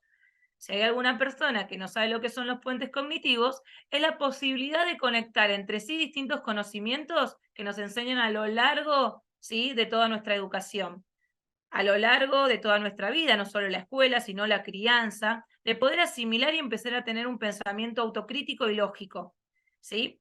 Ahora bien, aparte de ese fortalecimiento que me demuestra de que puedo crear de tal o cual manera algo, poderlo hacer mover, poderlo presentar de tal manera, inclusive darle vida, si podríamos decirlo de alguna manera, y ese nicho de interés, porque tenía que haber un interés sostenido, teníamos también la contraparte, que había material de fácil acceso. Siempre se hablaba de cosas que realmente todos teníamos en casa, sumado a una gran cantidad de tiempo libre. Cuando hago mención al material de fácil acceso, el otro día no, hace unos años, ya con mi hija, vemos programas estilo Art Attack, que son programas bastante artísticos, creativos, de diferente estilo, ¿no? Cada capítulo busca tener un objetivo puntual, pero aparecen con materiales que no tenemos en nuestras casas y tampoco vamos a salir a comprar. Es decir, que la experiencia que le están mostrando a esos niños en la tele es simplemente superficial. Es, mira que podría pasar, sí. Es muy posible que eso nunca pase a un conocimiento cognitivo, sino que directamente quede en el olvido, ¿sí? Y recordemos más ese programa Art Attack por el tipo de buzo que usa el protagonista. Ahora, teniendo en cuenta todas estas características, caemos en la idea que con la mezcla de tiempo libre, un nicho de interés y un fortalecimiento que viene de la educación de casa y la educación de la escuela, podemos tener no solo futuros ingenieros, sino futuros seres realmente pensantes en todos los aspectos y lógicos, ¿sí? Para la vida en sí. Con el paso del tiempo apareció esta democratización de la tecnología que tiene que ver con lo anterior que yo dije. Imagínense que si estamos diciendo que una persona de golpe tiene un espíritu autocrítico sobre lo que está haciendo, ¿quién más que él va a poder opinar sobre lo que hace otro? ¿Sí? Teniendo en cuenta esa posibilidad. Obviamente hay gente que opina que no sabe también, pero en este medio, ¿sí? La tecnología es de todos. Todos podemos construirla. Todos no somos parte, sino que somos tecnología, ¿de acuerdo? La tecnología, si vamos a los términos, es el buen uso, ¿sí? De diferentes técnicas para lograr resultados que antes por sí solo el ser humano no puede. La posibilidad de crear diferentes técnicas, en especial que se valen de opiniones o de experiencias, considero que también es tecnología, sin entrar en el detalle que no hay un tornillo o no hay cables de por medio. Sumado a esto, Barack Obama le dio mucho peso a este movimiento, si también nos vamos un poco más adelante, ¿sí? Encuadraba diferentes posturas, sí, había un cambio de formato consumista, se puede decir que mucha gente lo empezó a seguir para ahorrarse dinero, pero la realidad es que va más allá de ahorrarse dinero, sino de volver a nuestros orígenes. ¿Cuáles son nuestros orígenes? El hacer, el crear, ¿sí? En la antigüedad no había alguien que le prenda el fuego al otro. Yo voy y me lo prendo. Y si lo prende un amigo hoy, mañana lo prendo yo porque es una cuestión de supervivencia. Hoy en día ya tenemos un poco más el fuego automático para el asado. Y si bien es muy genial, o sea, es genial realmente hacerlo, y lo digo como profe de robótica que soy, en algún punto esta automatización y esta programación se debe volver recurso para ser escalón, ¿sí? Para seguir escalonando, no ser final. Cuando las cosas empiezan a llegar a su fin, cuando todo entra dentro de un facilismo absoluto, ¿sí? Y no tenemos idea cómo lo creó, porque lo creó otro, ¿sí? Previamente, entramos en un círculo vicioso que no terminamos siendo maker, no terminamos siendo seres humanos, terminamos siendo robots. ¿Por qué? Porque manejamos lo que hizo otro. Es decir, parte de una cadena de producción, ¿sí? Como la de Charles Chaplin, somos parte, por más que lo estemos usando por vicio o por ocio, ¿sí? No terminamos de entender lo que estamos manejando, ¿sí? Entonces pasamos a ser programados. Estamos programados para usar determinados productos de determinada manera. En cuanto no lo usamos de esa manera, ese producto pierde efecto. Seguramente habrán escuchado alguna vez que determinada idea se terminó mutando a otra idea. Bueno, ahí aparece el espíritu maker de vuelta, cuando no todo está creado. Y con un poco de cambio de perspectiva se puede observar, ¿sí? Que hay otras variantes, ¿sí? Y hay otras aristas a donde se puede apuntar. No todo es la necesidad de ahorrar o de crear porque, bueno, ya está, tengo tiempo libre. Lo que pudimos notar en pandemia es que se volvía más fácil de ver quiénes tenían este espíritu, esta multiinteligencia, le llamo yo, más desarrollada que otros, ¿sí? Tanto en adultos como en niños. Así como tenemos hoy en día diferentes exámenes y diferentes formas de sacar porcentajes sobre las multiinteligencias de los chicos o poder calcular cuántos chicos les gusta el ajedrez en la escuela. De hecho, el otro día me sorprendía porque en México hay varias encuestas y estadísticas sobre esto. Tendríamos que empezar a ver cuántos espíritus maker, cuántos chicos con estas capacidades que se están iniciando hay. Y no es porque, repito, quiero un futuro ingeniero, sino porque quiero un futuro ser humano. Hay que potenciar estas habilidades porque son parte de nuestra naturaleza.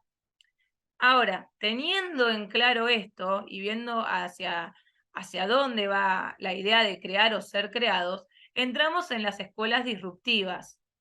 El término escuelas disruptivas proviene de la idea de romper con un esquema. Antes ibas, te sentabas, la maestra te explicaba, y si la maestra te decía que llueve porque los enanitos de Blancanieves están tirando baldazos de agua en la montaña, tenías que creerlo sin posibilidad ni siquiera de explorarlo. No solo no había la posibilidad de tener conocimiento por otro medio, sino que tampoco tenías la posibilidad, ¿sí?, de experimentarlo. el tiempo pasó, esto se fue, ¿sí? De a poquito, de a poquito, disminuyendo, las escuelas empezaron a tener otro protagonismo, el protagonismo de tener materiales o de tener alguien que me puede explicar los peligros de hacer tal o cual cosa y con qué seguridad puedo hacer tal otra, los laboratorios, cómo pisan fuerte en muchas escuelas, ¿sí? Y la posibilidad de que la docente no entre al aula, salga del aula, por eso las huellitas. La escuela es el medio de encuentro, pero no el medio del fin y menos el medio de desarrollo. La escuela tiene que ser el punto en concreto, como decir, me voy a juntar en tal esquina para que nos encontremos todos. Pero de ahí nace el conocimiento y de ahí vamos todos juntos. Si creemos que el conocimiento tiene que estar entre 4 paredes y ni que hablar entre una pantalla, ahí perdemos el enfoque del descubrir, del percibir, del ser autocríticos y de seguir desarrollando el espíritu humano, que yo considero espíritu maker. Piaget decía justamente que el objetivo principal de la educación es crear personas capaces de hacer cosas nuevas y no simplemente repetir lo que otras generaciones hicieron. Sin menospreciar a la educación que bastante hace, pongámonos a pensar cuántos colegios, por ejemplo en Argentina o a nivel mundial, nos sorprenden con algo nuevo. Nos sorprenden con que, wow, miren el descubrimiento o el proyecto o lo nuevo que hicieron. Por lo general eso no sucede. Y no es que no sucede porque no hay nada, ya está todo inventado, ya está listo, adiós mundo cruel, ya no voy a participar más en la creación de nada. Sino porque se está perdiendo, ¿sí?, la posibilidad de aburrirse. La posibilidad de, como tenía la protagonista de Toy Story, ¿sí?, estar de alguna manera quieta, ¿sí?, ver que algo que yo quiero va a tardar, tener mucho tiempo libre, tener ganas de hacer algo al mismo tiempo que estar aburrida, pero no saber qué. Pongámonos a pensar que el ser humano, ¿sí?, sin entrar en temas de debates religiosos ni demás, viene a la Tierra, nace sin saber para lo que fue creado, ¿sí? Con la diferencia de que así como un robot yo lo creo y sé cómo programarlo porque como lo creé sé perfectamente qué es lo que tiene que hacer, entramos en la idea de que el ser humano tiene que aprender cuál es su camino y ese camino no lo pueden enseñar los docentes. Ahora bien, Nadia, sí, ya tenés que estoy Perdón ir que te cerrando, tenés que ir Eso. cerrando porque está Karina que tiene que exponer, ¿sí? Y nos Hola, queda Cari. poco tiempo. Sí, ya estoy cerrando, me falta esta diapositiva y ya cerré. No tengo el cronómetro, antes me salía, ahora no sé por qué no, pero me salía. Te Bien, ponemos ahí siempre que falta un minuto, pero viste, es difícil exponer y mirar y al ver el mismo chat tiempo. al mismo tiempo. No, yo antes tenía, en la interfaces anteriores tenía un cronómetro más copado que me salía ahí como... Bueno, no importa. Ah, mira. Bien, ¿quién puede programar el futuro de un ser maker? Y cuando hablo de ser maker, me refiero justamente a esto del ser humano. No nos corresponde solo a los docentes, no le corresponde solamente a las familias, sino le corresponde a todos. Todos somos parte de la programación del de al lado y del de al lado es parte de nuestra programación también. Obviamente como seres humanos nos reprogramamos continuamente. El problema está en cuando dejamos un pequeño gran vacío en la posibilidad de programar, en la posibilidad de que tenga metas a futuro o inclusive la posibilidad de crear cosas que no fueron inventadas, sea programado completamente por otro, ¿sí? Algo así como lo que se llama adoctrinamiento. Es por eso que dentro del mundo de los entornos digitales tenemos que ser bastante responsables con los que hacemos y empezar a participar en diferentes leyes de educación que permitan controlar, ¿sí?, no solo lo que hay en Internet y el conocimiento que se otorga, sino la posibilidad de generar espacios para ir generando este camino a que los chicos puedan ir creciendo y desarrollando estas habilidades que están, pero por alguna razón se van durmiendo. Es como que se van anudando, como dice bien ahí Milito, ¿sí?, antes de llegar a la propia creación de uno mismo. Y con esto finalizo. Muchísimas gracias, Nadia. La verdad es que es tan amplio y tan interesante todo lo que nos decís que empezaban a surgir un montón de preguntas y a su vez esperar a Karina que estaba y mil disculpas si suena como que te estamos frenando, pero bueno, no nos queda otra y es No un hay, montón lo que tenés para decir. no hay ningún problema. Quiero con una sola cosa cerrar. Sí, Hace ya unos pocos años, diferentes organismos públicos como el Consejo Federal de Inversiones están dando financiamiento para el desarrollo de espacios maker, que no necesariamente sean adentro de escuelas. Con lo cual, insisto, deberíamos repreguntarnos qué es lo que está pasando, no solo en las casas, sino en las escuelas, y también por qué la necesidad de este desarrollo maker. Así que bueno, eso es lo que quería decir. Agradezco Yo- muchísimo haber participado. Además, yo no te presenté porque entramos como muy rápido, pero para todos, para que sepan, Nadia es docente de informática especializada en robótica y programación educativa y tallerista maker, que de ahí viene un montón de lo que después empezaste a contar y desarrollar acá. Emprendedora, consultora de proyectos tecnoeducativos, docente remota del Plan Ceibal de Uruguay, divulgadora y conferencista, capacitadora docente y fundadora de Nambot. Esto me hace pensar lo que siempre tratamos de hacer también en Interfaces es que si en el chat ustedes quieren poner el mail personal o el Instagram o lo que quieran para que entre nosotros nos conectemos, mientras terminamos las exposiciones, están bienvenidos a escribirlo. Antes uno en las filminas o en las diapositivas escribía, ¿se acuerdan? El mail. Ahora esto ya quedó como tan...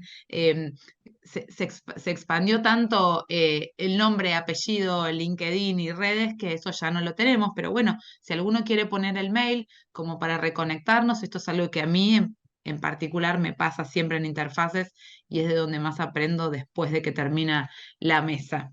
Así que bueno, mientras tanto los invito a poner, mientras Karina va a exponer. Karina tiene 2 ponencias, prometió ser breve, vamos a hacer lo posible para que después tengamos lugar a algunas preguntas y sobre todo si hay alguien de afuera que quiere escribir, que quiere comentar lo que le pareció, lo que escuchó, es el momento de darles la oportunidad de hacerlo. Así que comento brevemente que Karina es coordinadora en la SPUN del Departamento de Educación Tecnológica en la Escuela Secundaria Politécnica de la Universidad Nacional de Moreno. Es profesora del taller de robótica educativa, taller de diseño y producción multimedial y el taller de sistemas tecnológicos. La trama de la robótica educativa, una propuesta tecnopedagógica, que es una publicación de Buenos Aires, autores de Argentina, 2022. Es diplomada universitaria en robótica y por la UNLAR es coordinadora del Movimiento Internacional de Mujeres Líderes, STEAM y Robótica Argentina, Buenos Aires, ganadora del premio Educa 2023. Si querés, puedes contarnos 30 segundos de ese premio, Karina, estamos escuchándote. Hola, hola, ¿cómo les va? Llegué, acá estoy. Qué corrida, cómo arrancamos los días lunes, y si no es lunes es martes, miércoles también, pero acá estamos. Bueno, ese premio es mérito de mis peques, de mis estudiantes, del gran trabajo que hacen y que desarrollamos. Y bueno, a la presentación de distintos proyectos, el jurado evaluador observó toda la dinámica, el trabajo y demás, toda la labor que vienen desarrollándose estos estudiantes. Y bueno, hemos logrado este gran premio. Así que, por supuesto, muy orgullosa del reconocimiento que creo que todos los docentes que trabajamos de manera muy ardua, tanto con nuestro equipo también de trabajo, ¿no? Porque no es solamente de uno, sino es de un colectivo humano que está siempre trabajando con nosotros. Así que sí, muy orgullosa de haber recibido dicho premio. Bueno, si te parece, Gisela, arrancamos porque ya Sí, por estamos favor, sí, que estamos con los tiempos así. finalizando, sí. Dale. Voy a ver si ya puedo ir compartiendo, espero que la conexión me lo amerite, que no pase nada. Yo acá ya tenía todo preparado en esta compu. Y lo que les vengo a hablar, a comentar así muy rapidito, voy a pasar muy rápido por todos los espacios. La idea es cómo estas tecnologías digitales enriquecen el trabajo en el aula y por fuera del aula, en la medida que ofrecen nuevas posibilidades de exploración y acercamiento a los contenidos curriculares, ¿no? Tratándose de un campo de conocimiento transversal, vamos a ir observando, no digo en vivo, pero sí que ustedes puedan ver por las diapos que les voy a mostrar, que la educación digital atraviesa las propuestas para potenciar las prácticas de enseñanza y los procesos de aprendizaje, reconociendo la necesidad de contemplar en la planificación otras dinámicas y otros espacios para poder enseñar y aprender. Entonces, vamos a arrancar por aquí, esperen que los busco a ustedes, vamos a compartir pantalla y a ver qué sucede. Espero que la compu no se enoje, ustedes me dirán si ya están viendo, acá me figura a mí que sí, así que voy a agrandar esto, esperen que saco, los quito a ustedes, y acá vamos a poner para poder hacer la presentación, que es muy cortita. Bueno, esta soy yo, como Gise me presentó, y acá es un trabajo que nosotros desarrollamos también en conjunto, que es conociendo los objetivos de desarrollo sostenible con Embloc. Y la idea de este trabajo fue poder, por supuesto, transversalizarlo con diferentes áreas que trabajamos en la Escuela Secundaria Politécnica de la Universidad Nacional de Moreno, que ahí tienen nuestro logo y nuestro nombre. Y entonces la idea fue poder trabajar con los estudiantes en relación a esta problemática que ellos presentan. No somos nosotros los que presentamos los temas a abordar, sino que son nuestros estudiantes, eso también quiero decirlo. Y bueno, preguntaban, empezamos con una problemática de decir, qué pasa a veces en los patios en las escuelas, que arrojamos cosas de plástico, de vidrio y demás, y cómo es su debida recolección, qué pasa en la playa, que uno a veces siempre llega y observa que hay un montón de basura y demás. Entonces ahí empezamos con este proyecto. Entonces la idea de este proyecto fue poder hacer diferentes equipos de trabajo y desde el taller de diseño y producción multimedial armar su propio logo, ¿sí? Todo lo que ustedes están viendo en pantalla y hay otros, fueron netamente, aparte observen los nombres y demás, siempre muy creativos. Empezar con eso y documentamos absolutamente todo. Por una cuestión de tiempo no se los muestro, sino inclusive hay un video que la Universidad Nacional de Moreno del área de comunicación institucional lo preparó, pero son unos 10 minutitos y ya nos iríamos, pero se los voy a ir comentando. Entonces, una vez que tuvimos el tema, que cada uno... Perdón, Cari, solo te interrumpo esto. Mirá que tendríamos que tener unos 5 minutitos para alguna pregunta, así que estamos como Dale. muy ajustadas por las dudas Sí. para que aceleres lo que puedas, ¿sí? Sí, Por sí, favor. el video ya lo desestimé, ya eso Gise, sí, ya no, esperen que estoy pasando. Espera, sí, este es recortito, agarré justo bien. Bueno, ahí tienen unos datos de la escuela. Entonces la idea fue poder, por medio del Embloc, un entorno de programación por bloques, armar un juego en el cual, con distintos niveles, podamos concientizar en el tema del reciclado. De hecho, por ahí hay un cesto de basura que estamos imprimiendo, que lo traje de la escuela para que ustedes lo puedan ver, porque también hacemos ese tipo de trabajo, ¿no? No solamente tenerlo en lo físico, sino también utilizar algunas otras herramientas, algunos otros insumos, como es el tema de la impresión 3D. Entonces ahí ustedes están observando en la primera imagen cómo programan, y ahora les voy a mostrar algunas capturas de pantalla, y después tenemos el otro trabajo que lo denominaron chatarra tecnológica, y entonces lo que están haciendo, armando en ese momento, es una cancha de fútbol, por ejemplo, quisieron hacer, con desechos, con componentes tecnológicos, ¿sí? Como darle otro fin a esto que se deseche y qué pasa, ¿no? con todo este contenido, que son muchas y muchas toneladas de estos productos.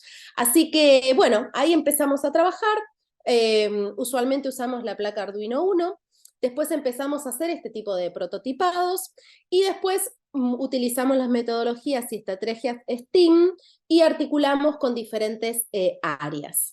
Y después, por supuesto, un conocimiento sobre electrónica básica. Acá ustedes van a observar esos cestos de recolección. Nosotros tratamos de desarrollarlos por medio de la impresión 3D. Después invitamos también a los padres a que puedan participar y que puedan jugar y que puedan ver el trabajo que hicieron nuestros estudiantes, y ahí pueden observar parte de la programación que estuvieron haciendo. Y como les decía, con distintos tipos de niveles. Para esto también nos acompañó, nos extendimos un poquito más y participó desde la universidad transversalizamos con la carrera de biotecnología. Así que la supervisión de los contenidos, los insumos y toda la documentación de nuestros estudiantes estuvo vista también por agentes externos a nuestro espacio. Bueno, ellos son los meritorios de todo este trabajo, y ahora les quiero mostrar muy brevemente, porque sabía que el tiempo iba a ser súper tirano, mostrarles, a ver si acá me lo permite, ahí yo ya se los voy a mostrar, creo Perdón, que Cari, sí. ¿vos querés hablar sobre la segunda ponencia que traías? ¿O esa Sí, es la misma? les voy a hacer un mix de ambos Porque porque sabes que nos bueno, gustaría, dejemos en todo caso unos 3 minutitos a este mix que vos nos estás proponiendo, dale, o 5, si es que nadie de los que están aquí presentes tiene alguna pregunta para hacer a los anteriores. Más que nada dale. para respetar eso que ellos estaban seguramente esperando. Y hagamos una pena porque por el tiempo no nos da como para escucharte completo. Pero si alguien, empecemos por ahí, si querés dejamos estos 3 minutitos para después. Si alguien de Sí, los que está acá presente quiere hacer alguna pregunta a los casos que nos trajeron el resto de los colegas, este es el momento, o como les decía antes, si quieren en el chat dejar su email, como para hacer a la vieja usanza algo de lo que nos puede conectar con los demás y seguir ampliando lo que escuchamos, también lo sí. pueden ir haciendo en el chat. Así que escuchamos si alguien tiene algo más para decir y después le damos en todo caso a Cari unos minutitos más.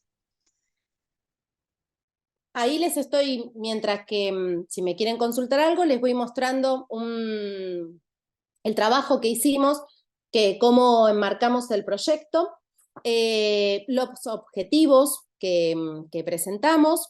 Después, para introducirnos en ese mundo del reciclaje, pensamos dos problemáticas, dos preguntas orientadoras para todo esto. Y ahí empezamos a desarrollar, para prepararnos en la clasificación, empezamos a trabajar con distintas materias, como les decía. Entonces, por ejemplo, del área de matemática, lo que observó fue dimensiones, perímetros, volumen, de los cestos de basura, por ejemplo, una vez que nosotros los prototipamos. Biología, la separación de residuos, cómo venían no solamente en el establecimiento educativo, sino también dentro de espacios aledaños a la escuela. Después trabajamos también con las 3 materias del taller, del área de técnica. También trabajamos con la profesora de físico-química. Ella vio el tema de materia prima y estados de procesamiento. Miren cómo con un solo tema, cómo se pudo transversalizar y cómo se pudo llevar a la práctica, porque hay veces, que es lo que a veces en este siguiente libro que ya estoy terminando de escribir, va a haber muchas secuencias didácticas, porque a veces, lo que nos pasa, y me incluyo, que uno ve, observa y después es muy difícil llevarlo a la práctica, ¿no? Entonces, la manera y la idea, bueno, acá por una cuestión de tiempo no les puedo mostrar las rúbricas y demás de los trabajos modulares que venimos desarrollando en la escuela, pero miren cómo con la participación de diferentes asignaturas abordamos una misma temática, ¿sí? Y así vamos desarrollando el proceso que en este caso nace desde los talleres de robótica para el resto de las otras asignaturas que se fueron sumando en esta idea de la programación. Genial, Cari. Bueno, como tenemos poquito tiempo, lo que quería es agradecerle a Interfaces, agradecerle a Adrián que estuvo al pie del cañón con las conexiones, con las admisiones, agradecerles a todos los que estuvieron participando. Se armó al comienzo una hermosa concatenación de materiales que cada uno ofrecía, las mismas dudas que tenemos todos que compartimos, la misma reflexión que queda post pandemia, que nunca se termina de trabajar ese material, que es una arcilla dura muchas veces para ver cómo seguimos, cómo vemos a nuestros estudiantes, cómo trabajamos con los docentes, que es una gran pregunta que nos hacemos con María Laura, que es una colega con la que trabajamos en conjunto y siempre pensamos que siempre trabajar en equipo o en coproducción o en codirección es lo que nos salva y lo que nos hace pensar de acá al futuro. Me gustaría que si alguien de los que no habló o tiene ganas de escribir en estos 2 minutitos, porque sé que Adrián tiene rigurosamente que entregar la sala, nos diga lo que les parece, o como les dije antes, por suerte vamos a tener la grabación y vamos a tener todo lo que siempre Interfaces nos ofrece tan generosamente y prolijamente. Así que se va nuestro colega de Ecuador también acá nos escribe, que la verdad que fue un trabajo hermoso lo que nos presentó y siempre nos queda, pareciera que nos sobra el tiempo, pero siempre nos queda corto. Pero últimos 2 minutitos porque el tiempo es tirano, que alguien tenga ganas de decir algo y si no nos despedimos. ¿Te parece, Adrián? Alejandra. Eh, muchas gracias, Alejandra, por escucharnos. Muchas gracias a todos los que estuvieron acá presentes y por mostrarnos una vez más tan detalladamente, con tanta dedicación, lo que hacemos, lo que hacen, este intercambio. Además, Interfaces sigue, porque empezó y tenemos unos días más de intercambio de franjas horarias. Ojalá que vuelva la presencialidad de Interfaces también, porque es un momento tan lindo, ¿no? Que nos gusta compartir y vernos las caras. Pero bueno, mientras tengamos esta oportunidad, por lo menos por mi parte, voy a estar más que agradecida de poder compartir con colegas lo que venimos haciendo. ¿Entregamos sala entonces? ¿Nos vamos? Bueno, muchas gracias a todos y sigan disfrutando de Interfaces. Gracias. Gracias a todos y a todas. Muchas gracias, que estén muy Gracias, bien. Mica, por tu colaboración.